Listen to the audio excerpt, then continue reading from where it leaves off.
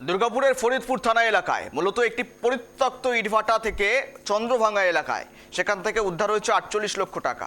অভিযান চালিয়ে টাকা উদ্ধার করেছে পুলিশ। তদন্ত করছে ফরিদপুর থানার পুলিশ। পরিত্যক্ত ইটভাটা থেকে 48 লক্ষ টাকা নগদ উদ্ধার। দুর্গাপুরের ফরিদপুর এলাকায় উদ্ধার এই নগদ পরিত্যক্ত ইটভাটা থেকেই একদম উদ্ধার করা হয়েছে। যদিও টাকাগুলোর উৎস কি তদন্ত শুরু করেছে পুলিশ। পরিত্যক্ত ইটভাটা থেকে 48 লক্ষ টাকা নগদ উদ্ধার। দুর্গাপুরের ফরিদপুর এলাকায় উদ্ধার এই নগদ।